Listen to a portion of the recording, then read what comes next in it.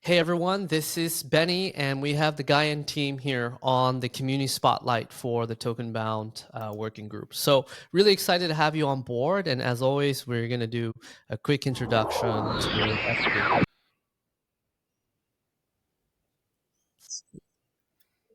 Awesome. So, glad to have you guys on board. Yasha, Amanda, Nezar, I'd love to learn a little bit more. Yasha, I'll pass the mic to you. Where are you calling in from? And tell us a little bit about yourself. Hi Benny. Hi everybody. I'm calling in from New York.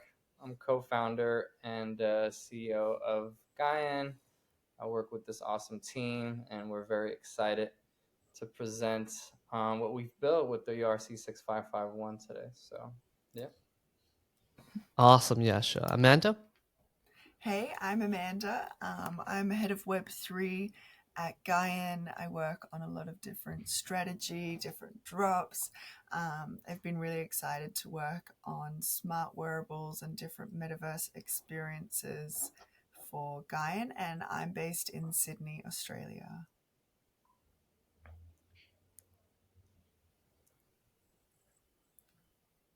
Awesome. Welcome, Amanda and Nezar. Hey guys, yes, I accompany Gaian on the Web3 part and the smart contract part and the web part.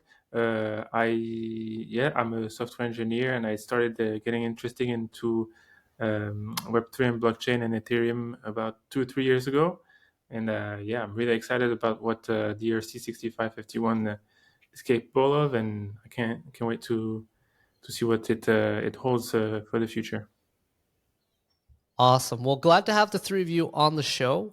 My biggest question is, so Yasha, you're calling in from New York, and Amanda, you're in Sydney, and Nezar, you're in, is it Paris, France? Uh, Toulouse, France, So is same close time to, zone. yeah, awesome. So, I mean, this is just the beginning question, but how do you guys deal with time zones? This is just mostly a curiosity. Like, how do you guys function? Is there like a perfect spot that where all three of you are working together on the same time? I think usually Amanda has to either wake up really early or stay up till like 2 a.m. basically. I feel like me and Nez is not that difficult, like if it's noon for me, it's 6 p.m. for him or something like that. So, but yeah, all three time zones together makes it a little more challenging. That's Yes. awesome. I always So let's find rewind back time. Like, when did Gaian start? How did the idea come into fruition? Like, love to hear the story behind the genesis of it. Yeah, totally. So I can talk about the origins. So the origins of Gaian was with the first invention, the Moonwalker, which is the energy generating sneaker, which is the video that we're gonna show here. Yeah, I was hiking with a friend in California, and yeah, it was a busy day that day, and there was a lot of people walking up and down, and I kind of just was observing people and started kind of seeing like they were exerting a lot of effort, a lot of force to like move up the mountain, and it just seemed like all this energy was going to waste. And I just thought it would be cool if there was a way to harness that energy and make it usable somehow. And shoes made the most sense for how to do that. And then I met my co-founder Morale, who's not on this call today. Who's like a footwear industry vet. She used to be VP of Footwear Innovation at Yeezy. She helped Kanye build his whole factory in Calabasas from the ground. And before that, she's been making sneakers for like over 20 years now. So yeah, I think when we teamed up, that dream kind of became a little more realistic and achievable, and we founded this company together. And while kind of working on hardware, which is such a long process, and it's been years of R&D to kind of create this product that finally we're on the verge of releasing next year. Um, I just thought it would be really cool to start building brand awareness and start building a community. And me, myself, being a fan of Web3 in general, and I was also head of Metaverse at LimeWire, doing a bunch of stuff over there. It kind of just made sense to start integrating Gaian into some of these like digital activations, digital wearables. So started doing a lot of stuff, mainly with Decentraland, bringing in some big acts like Soldier Boy, big brands like LimeWire, and making cool things. So yeah, that's Awesome. kind of where we're at. Well, let's play that video. We have the video loaded up. Let's play the video of the sneaker that you're talking about. I think people would really, really love it. So, together we move into a new decade with a new way to produce energy that's clean, renewable, and completely off the grid. Every single step you take produces power. Power that has gone untapped. Power that's yours, that no one can take from you, that you control and only you create. For the first time ever, we unlock people power. Moonwalker shoes harness and store your impact energy, so when you need it most, you have the power.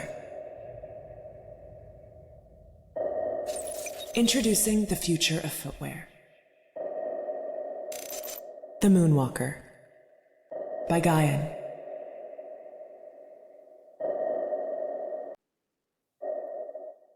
damn, I don't know about you. I don't know how many times you guys have seen that. That's my second time now, and I still get goosebumps of how amazing, like that video illustrates the vision of it. Like, literally walk me through. I know you mentioned you were on a hike and you kind of like, hey, what if a shoe, you use it and it generates energy. Like, how has that been, that multi-year process of like from that idea to actually hardware, and I'm assuming manufacturing challenges, and having Amanda and Nezar like working on the hardware and software and all of that. Like, tell us some stories about the Moonwalker.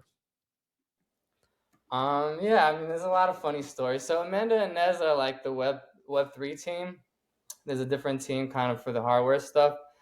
Um, some of the challenges, I mean, even like getting the intellectual property. So now we have like multiple granted patents, which is great and amazing. But like even that, like all the different kind of IP lores we had to go through to find the right person and actually get us the patents we needed.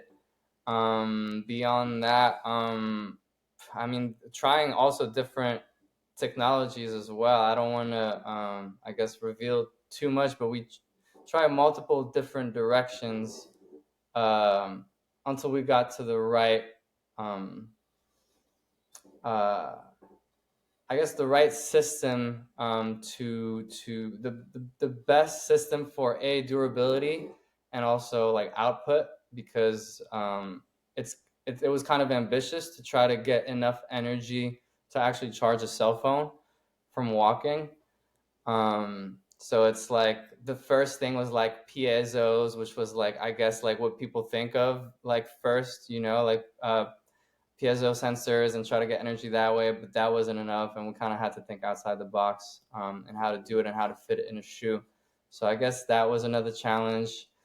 And then beyond that, once you have the functioning technology and you have the patent, I would say probably the hardest part, and the one that was the most challenging and the biggest bottleneck, was actually getting to production, like going from functioning prototype to like mass manufacturing ready prototype is it's a big distance. So I guess when I first started, I thought that proving the tech and getting the functional prototype would be the hardest part, but actually getting it ready, passing all the safety tests, doing all the proper R&D needed, and raising the amount of funds needed to really finalize the hardware development, probably I would say is the hardest part, actually.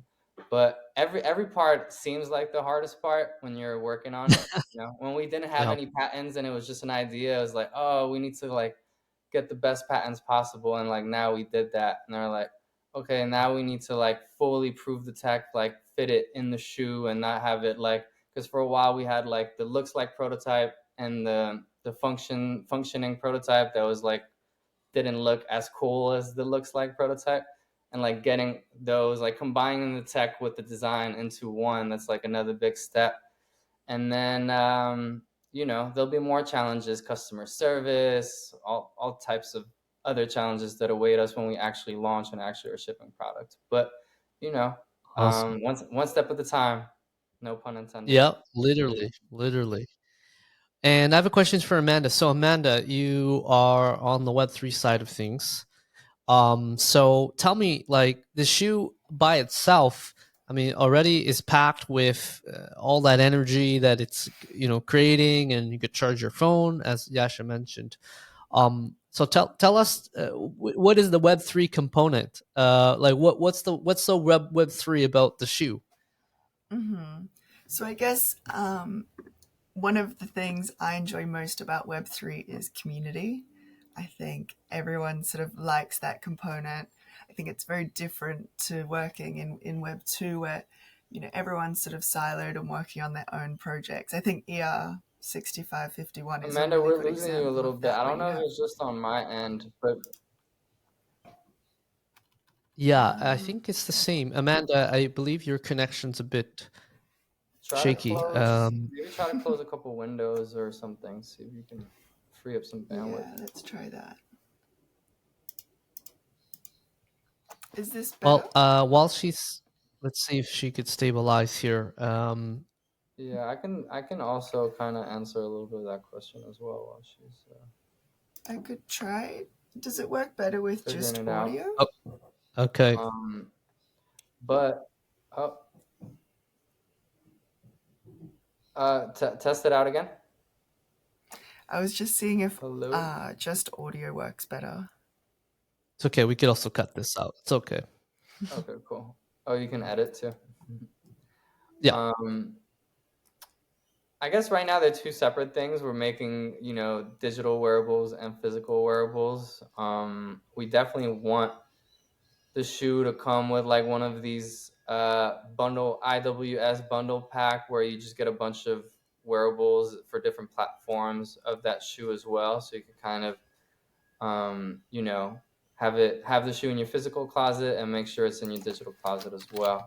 And then down the line, there's things we want to do to kind of merge these two separate factions of the company, the Web3 and the hardware wearables.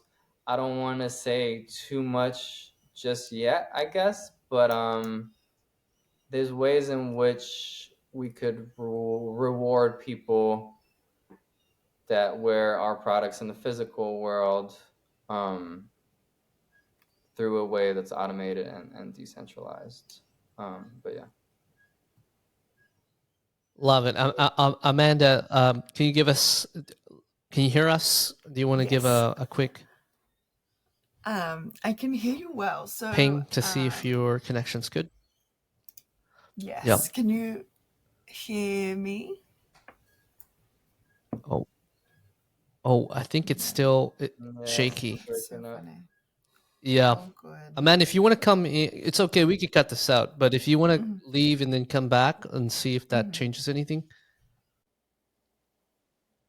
Cool. We'll just wait for her because then we could cut back in. Yeah. Sorry about that. No worries. It's it might be just the internet too. I'm not sure. We'll see. Yeah, I think Riverside actually takes up a lot more bandwidth than typical Zoom and Google calls because it's actively like pulling in video data individually. So it produces a higher quality output, but it does kind of take up a lot of internet. So makes sense. Yeah. That's cool. Give her a minute. Okay, here she is. Have you guys been using it for a while? We just started now. Yeah. Nice. Okay, Amanda, can you hear us? Yes. Okay, now you're good. So what Cool. we're gonna do is that whole part, like a few minutes ago, I'm just gonna like cut it. And so what I'm gonna do is ask the same question, and then I'll pass it on to you, Amanda. Cool. Oh, hello, can you hear us, Amanda? Hi. Yes, I can. I think it went back too. Yeah, I Oh went back then. no. Yeah, It's I just think Amanda, I think it went back. Yeah. Oh no, Okay. it's good oh, we're now. good now. Oh Maybe my we don't goodness. move, I but can hear you all perfectly. All right, let's It give it just a might be go. my. And if not, Mhm. then unfortunately, Amanda, we're gonna we're gonna You're pass gonna it to cut me. Yasha and Nazar, and then we'll figure out like one stabilized. So let me try it Okay. again, and then we'll pass it to you and see if it works. Mhm. So obviously, the sneaker has so much hardware and technology packed in there. It generates energy enough to charge your phone.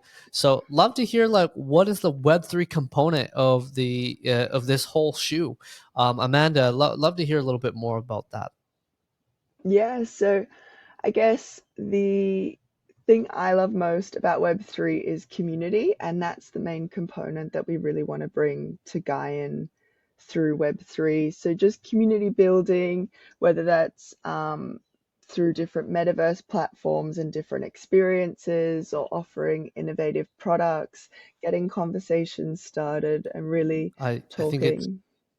is it choppy, Yasha? yeah, I'm only Okay. hearing like All right, That's all Amanda. right. Really, sorry about that. No, that's Maybe it'll okay. stabilize. So I'll throw Mhm. that question again. Apologies for the runaround. So I'm gonna throw that question again, and Yasha, if you can, do you want to answer it again, and then we'll move forward from that. yeah. So Mhm. okay, 3, 2, 1. Wow, the shoe is incredible. It's packed with all this hardware. It could, generate enough energy to charge your phone. I'd love to hear a little bit more about what you think about the Web3 side of things, Yasha. Yeah, totally. So right now, I guess it's gonna go in stages for us with the Web3 integration into the Gaian brand and ecosystem. Right now, I consider it more kind of marketing and community building. Like they're two separate things. Like our main business model is selling physical products and physical shoes, and the digital wearables we're doing mostly to just kind of build community and bring people joy and build brand awareness too. So like today, if you go on the Decentraland marketplace, I think 4 out of 5 trending wearables are like Gaian wearables, which is really cool to see. One of the collabs we did was Soldier Boy and LimeWire, and then 3 of our different shoes. Um, so it's like it's not at the stage where there's the amount of users where it's really like legitimately um, legitimately a business model where we make revenue from it, but a lot of people are wearing our wearables in the metaverse and are getting familiar with our brand, and we're building a community that way, and we're doing giveaways. We do a lot of giveaways at pillar events. So for the Metaverse Music Festival, we gave away these smart shoes that give you a super jump in Decentraland. So when you press F, you like jump really high in Decentraland. So things like that, digital wearables that unlock unique gameplay in different platforms. Sandbox is another one we'd like to do things in. Um, it's just going to benefit our brand so that when we release physical products, people are already familiar with our brand and want to support us because we've brought them joy and good times through digital activations. And we have a store in Decentraland too, in the fashion district. It's right across the street from the Adidas store. So things like that for us, we're not at the stage Nice. where we're not at the stage where we could have a brick and mortar store, but we can do things like that where we had a store opening party, we had Spotty Wi-Fi perform there, Soldier Boy. We can do cool things like that. And it also kind of like with traditional clothing brands, you usually have a store in like New York and all these kind of like I guess trendy places or highly populated places, but a lot of people don't have access to those places. So having digital stores and digital activations really enables us to democratize access to Gaian brand and the Gaian events for everybody in the world that at least has internet access or access to one of these platforms. So, yeah. That's incredible. And I think what's really interesting here is that, like, in the Web3 space, I'm sure you guys all know there's a lot of discussions around, how do we bring this technology to the mainstream, right? Or social consumer apps and et cetera, et cetera. And I think what's really amazing here is, like, you guys are kind of starting it from like the opposite end, right? Like, I mean, if anyone, like, humans wear shoes, like it's a necessity, right? You're gonna put something on your feet, and of course there's so many choices nowadays, but what's really interesting and truly I think a differentiator is the hardware component, but not only that, as you kind of alluded to, is the community aspects, right? The ability to have this kind of experience of, putting on the shoe and be able to wear it, and potentially there's some sort of loyalty or a system that's going to be in place, I assume. But not only that, there's a metaverse component of it too, right? So that's super cool. I have a question for Nezar. So from a technology standpoint, like, yeah, tell us a little bit more about like how how you kind of architected the system around the shoe, or at least the part that you were in charge of. Yep. So I guess Yasha came to me and asked me about. We actually talked through the Telegram group and through the Telegram group. So We that's a token bound. cool Yeah, we feature. met on the token bound. Oh, really? Wow. I'm That's amazing that you guys found each other in the working group. And so what they really wanted to is like be able to leverage this new standard and basically be able to um, to build this experience for a user that wants to mint or to buy a wearable and be able to wear it in all the different metaverses. So where I attack this from is more from the point of view of classical NFTs building, and then I looked at okay, what you guys were doing on ERC 6551, how I could adapt it to what they needed, which was like a seamless experience and that would match the experience of minting an NFT and minting all these accounts with all these items and on different chains. And so that was kind of like the challenge for this project, and it was really cool and fun building it. So before talking about accounts or ERC 6551, like what was the I guess the architectural stack, or like what like how would you have done it without TBAs, if you were even contemplating that, or with talking about accounts, it kind of opened up a whole new play space for you guys? So it's something that Amanda and I had discussed, like making things interoperable, but we never fully started working on it, I guess, until the 6551 came out. And then we started kind of spending time in the chat, and that's where we met Nez, and that's kind of, it became a reality. But I guess the standard in a way made it possible for us to create this interoperable wearable that we've been trying to create. So yeah, thank you. That's awesome. Yeah, well, I'm glad that the working group did its job in terms of matchmaking y'all to find each other and work on this. Nezar, do you want to walk us through? I think you have some schemas that kind of map out like how are you currently using token-bound accounts, and how does it kind of like empower what you guys are trying to do or think about in terms of interoperability? Oh, Nezar, I think you're muted. Yep. Oops, sorry. Yeah, I can share my screen here and show you the schematics about how we used it to create the experience for the Gaian Mint. So this was basically our approach. Is we wanted to have like I said before, an experience that is similar to minting a regular NFT for regular NFT experiences. So we basically merged like the three actions that are needed in this mint, which are creating accounts, delivering items to these accounts, and also relaying the action to create basically the shadow account on the second chain. So this is what basically the whole approach, and do this in at the like at a click of the beginning user. So basically what happens is when you click, we create an account for you, we deliver collectibles to this account, and then we use a tenderly, which is a service that allows you to automate and create web3 actions. And so we listen to this event on the main chain, and then we create the account on chain B, and also deliver any items that need to be delivered.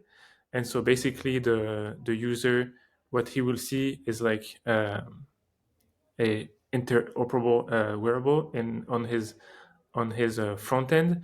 I think I can show. I'm not sure. I think I'm sharing the only You the can window. show Yeah. the OpenSea testnet too, maybe. Yep. I will share my whole screen if I can. Here we go. Yep. And basically, so I was here, and then people, what they will see on OpenSea is this iframe which you guys built, which we forked and merged a little bit.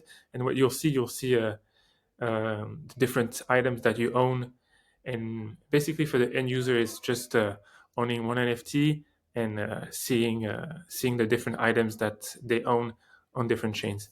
And I guess this is the front end that we built for this proof of concept. It might change, I guess. Maybe Yasha will talk more about it, but this is more. You have a mint here, you can mint, and then the actions are. I will not mint here, but yeah, that's pretty much what happens. That's incredible, and I have a few questions for you guys. So, the Gaian wearable pack. So it looks like an amazing like treasure chest or like trunk or some sort of like case. And so, is the idea that they're pre-populated with three of those digital sneakers inside of that wearable pack? Or like you buy the wearable pack and then you, which is an NFT that has a Tokenbound account, and then you could kind of load it in with digital sneakers. Like how do you guys kind of think about that mechanic? So there's two kind of ways that we want to use IWS in the near future. So that one, we were talking to Dress X. So we've been showing them this stuff, and they're interested in potentially doing like some kind of capsule collection. In that sense, that would be more like a bundle where you mint one backpack, and this backpack includes like all these different wearables that work on platforms on different chains. But in the most like simple version of the idea, which is originally originally what we wanted to do, and kind of Amanda had this idea to use the 6551 in this way, where let's say you want just a black Gaian shoe, a digital wearable. You mint this digital wearable, and itself has a carbon copy of it. Obviously, it wouldn't be exactly the same because Sandbox has different pixels and different design kind of aesthetics, but it's the same design. It's black. It has the same shape in Sandbox, and then in Decentraland, and then in Ready Player Me.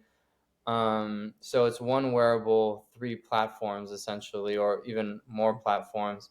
So that's the most simple use case. We're probably going to drop that either in December. Yeah, sometime in December, just to kind of prove the technology. Do like a Medium article kind of detailing how it works and putting it out for other people to use as well. And then we're going to do a wearable bundle pack with Dress X, where we probably involve more brands and make that more of kind of like a treasure chest, like you said. And then we've been talking to Decentraland. We're pretty close with the Decentraland team as well. So we're talking to them about potential even integration, like in their system. We're having a call about this in like a week or something like that. And we're talking to Sandbox too. So it'd be cool if down the line, this kind of like, even when you go through the marketplace, you see like IWS or something, and you see that if you buy this wearable, you have it for for other platforms as Mm. well. But that's more of like a future conversation. Yeah. Got it. It really seems like interoperability for you guys has like two different outputs, right? One is the metaverse interoperability, which kind of translate to the files, the file formats, the aesthetics of it, from like a hyper realistic looking sneaker all the way to pixelated art or some sorts. And then it seems like the other interoperability that Nazar mentioned is around chains. So the fact that some of these shoes or sneakers or assets can be on Polygon, some of it's on mainnet, etc. That's super cool that it's like coming in from like from both sides. The question I have is with the wearable pack and those, what you've just shown. How does it kind of connect with the physical shoe? Is it entirely separate experiences, or like by buying the shoe, the physical, that you get the wearable pack, or you get to claim the digital version? Yeah, so well, definitely we're gonna release it as its own thing, just to kind of try to push the space forward in our own way and do our part that way. But well, use it as well internally. So anytime you buy a Gaian product, um, I guess I can go more into. So I guess I'll say this is not fully confirmed because we haven't figured out the full logistics of it. So I'll just say it as something that we're looking at as an option. Where, for example, you get the shoe, you receive, let's say, a Gaian passport or something like that. With the shoe, it's a physical passport, but it has an RFID that links you to somewhere where you can claim this NFT that includes all the digital versions of that product. So if you buy a Gaian sneaker or a Gaian boot or a Gaian running shoe, anytime you buy a Gaian physical product, it comes with the digital versions of that product, so you can kind of um, maintain cohesiveness between your digital identity and your physical identity. So that's one of the ways that it could work. Yeah. Yeah. That's awesome. And obviously, I think the question that's on a lot of people's minds, which I'd love to hear more of your thoughts on, is like, how does this compare to Artifact or IYK or Legitimate, or other companies that are putting NFC chips inside of shoes? Obviously, I think the energy generation, that hardware side is, I don't think anyone has seen before. But that connection to the digital, through the NFCs, like, how do you guys see yourself positioned in this market with all these other companies in that space? Yeah, sure. I mean, I guess, Artifact would be considered competition. I do think that we're going about it in different ways. I think in terms of the NFC or RFID or whatever chip within a physical product, I mean, I think that's the future, like digital tags. I think that that's something that probably should be universal down the line, where you can scan a product, you can see what year it's been manufactured. You can see the exact name of the product. You can see if you can authenticate it that way. Once there's like, fake, if there's fake items of a certain brand or something like that. So I think like digital tags is where things are moving in general. In terms of Artifact, I think they started mostly heavy on the digital wearables, and then they pivoted, and I know they're doing some physical stuff as well. We're kind of the opposite. We're more focused on physical wearables, and then we're doing the digital stuff as well. But I guess the main thing that probably is going to differentiate us from a company like Artifact is the type of wearables that we're releasing, like the energy generating shoe, and then the other things we have in the pipeline that I think are very different than anything they're doing. Mhm. Yeah. Um, uh, this may be already public or not, but when can I get a pair of those Moonwalkers? And do you guys have a date of when they will be available into the market, or still work in progress? Yeah, we're gonna start to deliver them in 2024, Q4 of 2024, but that'll be for mostly for the people. There's people who already pre-ordered it, and then Okay. for just regular consumer market, potentially Q4 2024, but most realistically, they'll be available for like regular purchase, like early 2025.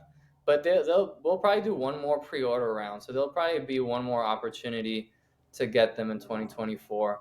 We're Mm. probably gonna do one more pre-order round early, like we want to do it when we're like 6 months away from actually shipping, so that this pre-order round is not waiting as long. So yeah, we'll probably do it at some time, maybe Q2 2024, something like that, and you would receive it around the holiday seasons of 2024. So yeah.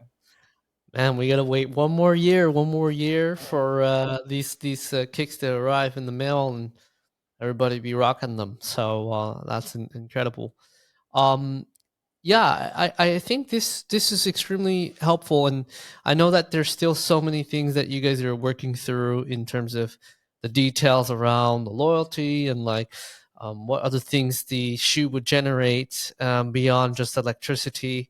Maybe there's some sort of step-in related similarities there, but we'll have to wait and see. And certainly, so I guess one question for you guys, or one of the last questions here, is in terms of Tokenbound accounts and ERC6551. I know what Nezar showed us here was like the wearable pack and all of that. Is there other ways that it's kind of helped generate new ideas, or is there other ways that you guys are planning to use that standard? There is down the line after we do this IWS, I'd like to actually, you mentioned kind of tiers and loyalty. So I want to have this kind of digital passport for the people that support us. And like, for example, like the first, like our first 1,000 customers, ideally, again, I have to kind of caveat this as well, that this is something we're working on and still figuring out the logistics. But ideally, I want them to have a lifetime 20% discount for one purchase a year. And this would be like the earliest tier of kind of Gaian citizens. Let's call them that way. So you would have this passport that comes physically with the actual physical product, but you also have this kind of digital passport, and it keeps track of your tier. It enables you to activate that discount on our website once a year if you want to purchase further kind of drops, 20%. You also get early access. So this is a cool way to onboard people, because when we're selling the shoes, we're selling them kind of in a traditional Web 2 way, where you're just buying them on a website the way you would buy regular clothes, right? And regular shoes. When they come Yeah. in, you kind of have this nice little passport that explains, like, here, you can claim this NFT to your wallet. You're fully responsible for it. This is fully optional. You don't have to do this. You're only doing this if you want to enable this discount for yourself and early access to future drops for yourself. And then maybe even down the line, like a DAO voting rights for different community things we're doing and things like that. So I think that the 6551 standard could help create this kind of digital passport. So that's something we're working on down the line as well. Incredible.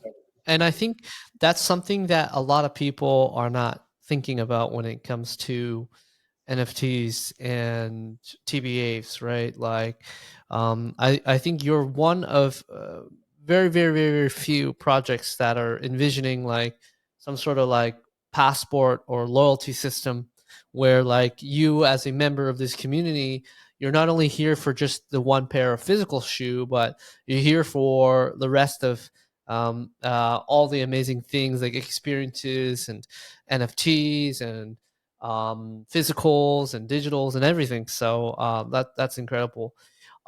Anything else that you guys want to share? Amanda, maybe you want to give it a go again. Let's see. Anything else you guys would like to share as kind of like the last remarks?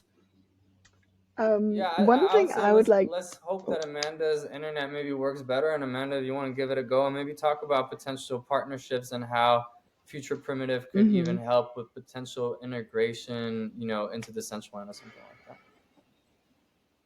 Yes. Let's see. Can you hear me? Mm, No.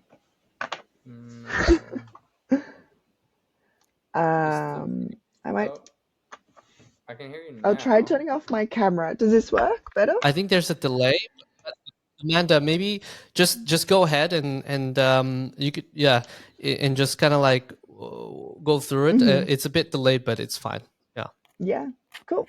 So yeah, on that note, I just wanted to say we've spoken a lot about Gaian today and how ERC 6551 is applicable here, but we also love working with other people and we like onboarding brands, onboarding communities.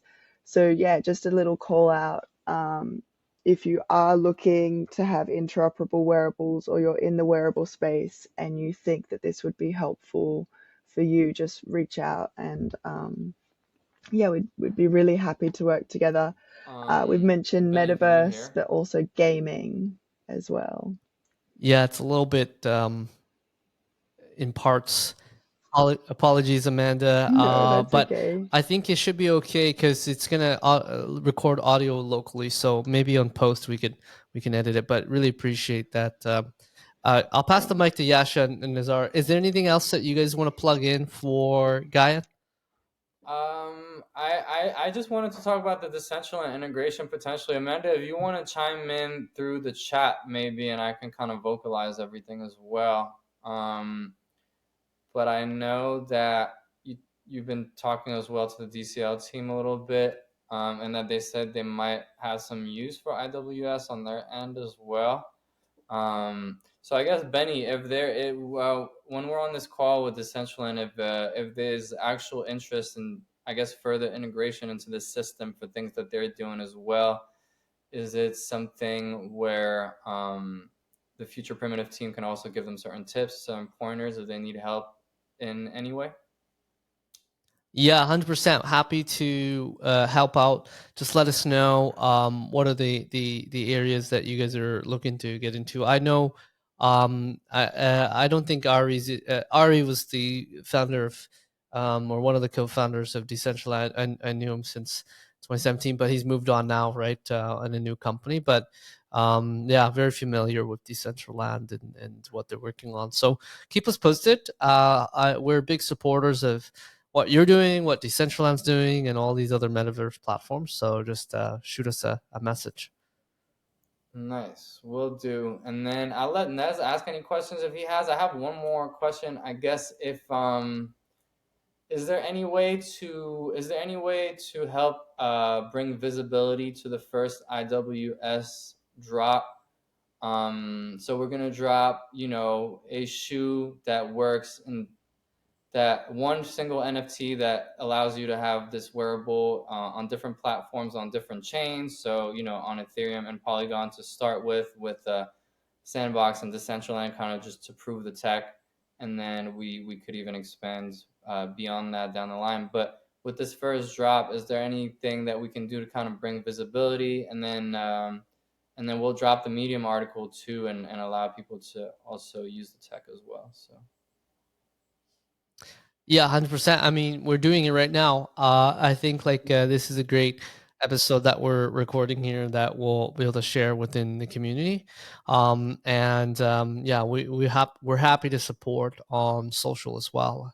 So just let us know when you're ready to announce it or share with us your announcement, and we can amplify it. Yeah. Nice. We'll make a cool promo video for it too. We'll make it 6. Sweet. Nez, is there Cool. anything, any final words that you have, or any questions on your end? On my end? Yeah. Yeah, no question. Just I'm really happy to have participated to this project with you, Yasha, and really cool to use this tech from you guys. It's really interesting, especially with V3. Lots of cool new features, and really happy to have worked on this. Incredible. And with that, I think we're good to wrap up this Tokenbound Community Spotlight call. Again, really appreciate Yasha, Nazar, Amanda for being on this call. We're incredibly excited about what you're building. So with that, we'll end the show.